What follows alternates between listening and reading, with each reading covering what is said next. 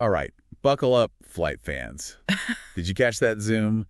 That's the sound of innovation taking to the skies. Definitely. Welcome to the Deep Dive, where we explore the coolest corners of our world.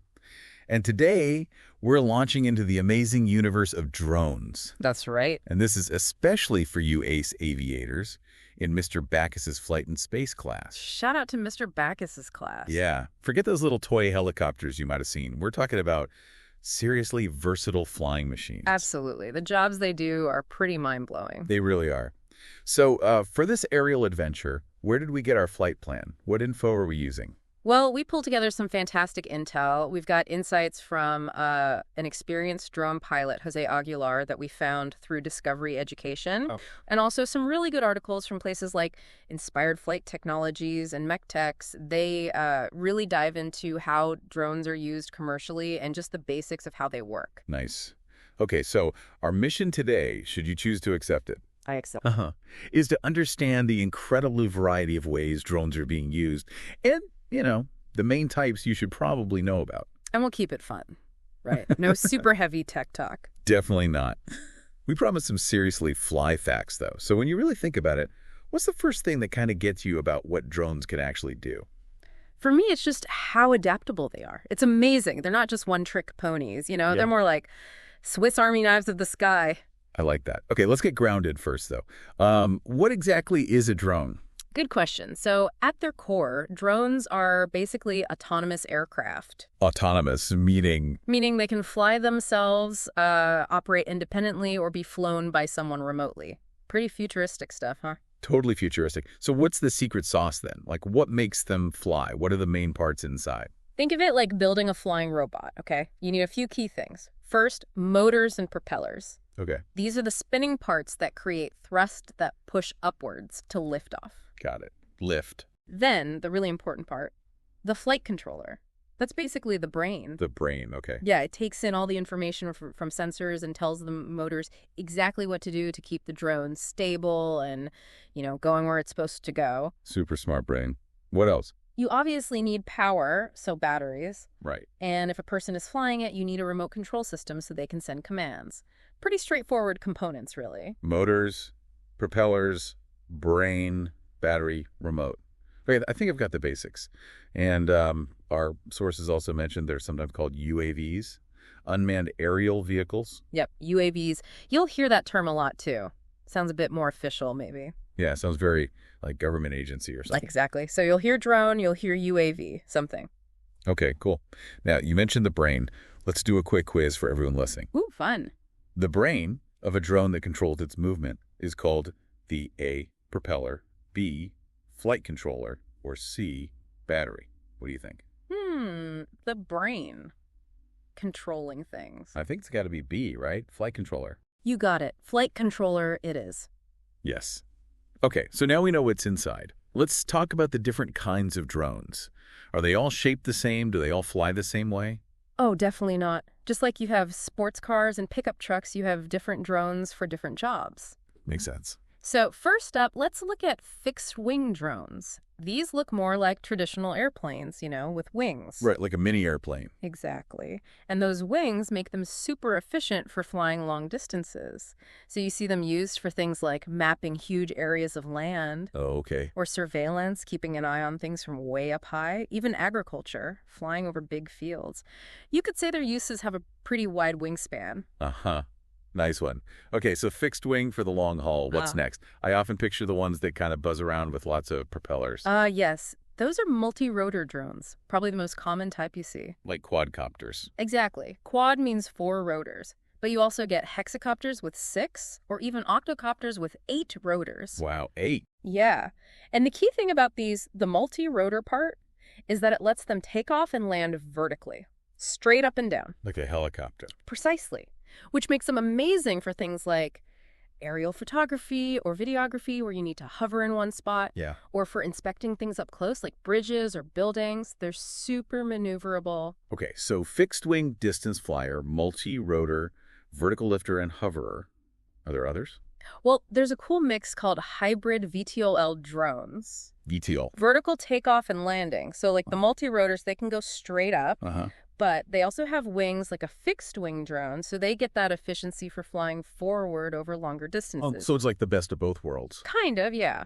You get the easy takeoff and landing, plus the endurance for covering more ground. Good for mapping big areas or maybe even delivering cargo someday. A hybrid. That's really clever, Yeah. the ultimate drone mashup. Exactly. And, there are even more specialized types, like drones built just for amazing photography with super high-quality cameras. Right. Or military drones for surveillance, special drones for farming, even drones designed specifically to help in emergencies and disasters. Wow. We don't need to go deep into all of those, but it just shows you there's a drone for almost anything. It really is like a whole sky full of specialized flying tools. Yeah. Okay, quiz time again. Ready? Which type of drone is the master of taking off straight up like a rocket? Is it A, fixed wing, B, multi-rotor, or C, single rotor? Straight up. That vertical lift. I gotta be B. Gotta be B, multi-rotor. Bullseye. Nicely done. Okay, so we know what they are, the different kinds. Now, the really cool part. What can they actually do? This is where it gets, dare I say, plain awesome. Uh-huh. Yeah, the applications are incredible. Inspired Flight Technologies had a great list. Let's start with something called infrastructure inspection. Infrastructure, like bridges and buildings. Exactly. Think about how hard it is to check a tall bridge or the side of a skyscraper. Drones can fly right up close, use cameras to spot cracks, rust, any potential problems. Way safer and often faster than sending people up. That makes total sense. They're also used on construction sites, monitoring progress, and in energy inspecting power lines, or giant wind turbines, or even fields of solar panels. Solar panels.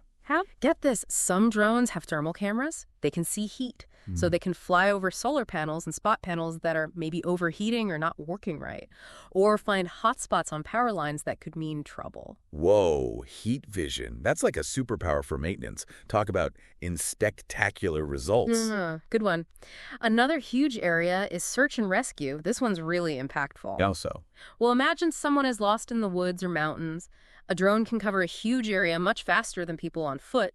Right. They can use regular cameras or, again, thermal cameras to spot body heat even at night or through trees.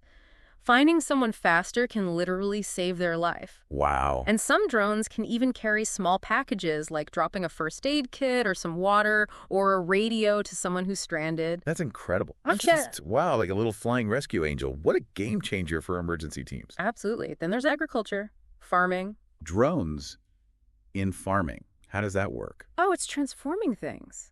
Drones fly over fields and gather super detailed data. They can check soil conditions, see if plants have enough water, monitor crop health overall. Just by looking. With special cameras, actually, multispectral cameras. They see light differently than our eyes. Okay. So they can spot problems like nutrient deficiencies or maybe pests starting to attack or plant diseases way earlier than a farmer might walking the field. So the drone tells the farmer, hey, that corner needs more fertilizer, or you got bugs over here. Basically, yeah, it helps them use water, fertilizer, pesticides much more precisely, only where needed. It helps them be really field-tastic. Field-tastic. I love it. Yeah. Smarter farming, better for the planet. Okay, what about keeping us safe? Like police work. Yep. Law enforcement and public safety. Drones offer a bird's eye view that can be crucial. How? Think about a dangerous situation, maybe a hostage standoff. A drone can give police eyes inside or overhead without risking officers, or monitoring big crowds at concerts or festivals for safety. Yeah, I can see that. They're also used for accident investigations. Taking aerial photos of a crash scene gives investigators a much better picture of what happened. Even just routine patrols, sometimes in hard-to-reach areas. Like an extra set of eyes in the sky for the good guys. Exactly. And of course, something we say all the time now, amazing aerial photography and videography. Oh, yeah. Movie shots. Totally. Those sweeping construction projects, planning roads, mining operations, managing forests, tracking environmental changes. Tons of uses. It helps us understand and manage our world better. A whole new dimension of map making. Speaking of the environment. Yeah. Can drones help protect nature? Definitely. Environmental monitoring and conservation is another big one. Drones can track deforestation, monitor wildlife populations without disturbing them. Cool. Like counting animals from the air. Exactly. Or tracking migration patterns. They can also help spot pollution, like oil spills, and even help catch illegal activity, like poachers or people cutting down trees where they shouldn't. We could call them eco-flyers. Eco-flyers. Yeah. Perfect. Yeah. Okay, so many uses. What about when disaster strikes?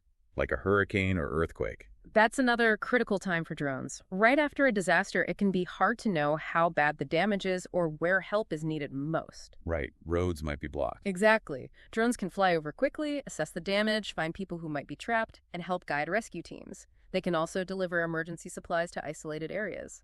That speed is just vital. Absolutely vital. Okay, almost there. What about things like cell towers or power lines? Yep, inspecting those. It's dangerous work for humans to climb those tall towers or get close to high voltage lines. Yeah, it's terrifying. Drones can fly right up, use high-res cameras, even thermal cameras like we mentioned, to check for damage or needed repairs. Much safer, much faster. Makes perfect sense. And lastly, this one sounds like pure science fiction.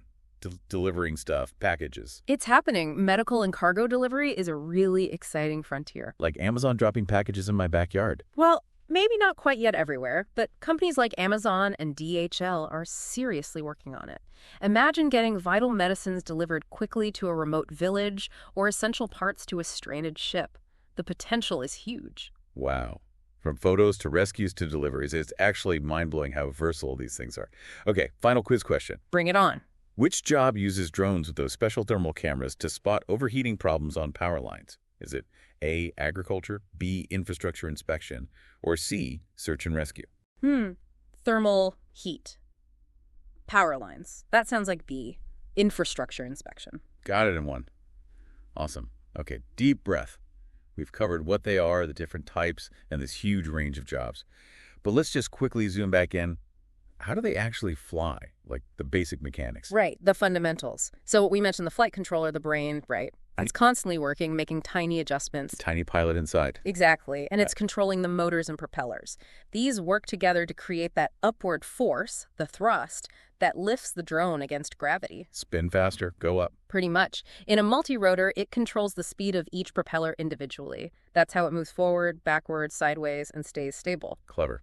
What else helps it know where to go? GPS. Just like in your phone or car, but often much more accurate for drones, the Global Positioning System tells the drone its exact location. So it doesn't get lost. Right. And it allows it to follow programmed flight paths really precisely, like connect the dots in the sky. A 3D map follower. Cool.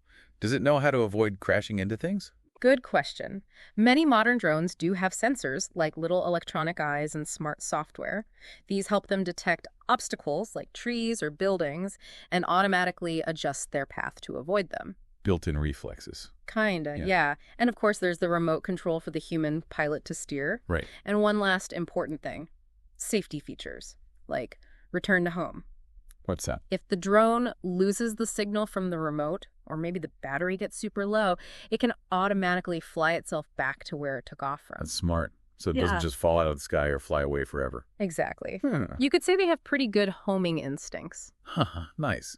Okay, so wrapping this all up, drones are these incredibly versatile flying machines. We've seen different types for different tasks, long flying fixed wings, hovering multi-rotors, clever hybrids, and the jobs they do are just, wow. Helping farmers, finding lost people, inspecting bridges, delivering medicine, making movies. The list just goes on.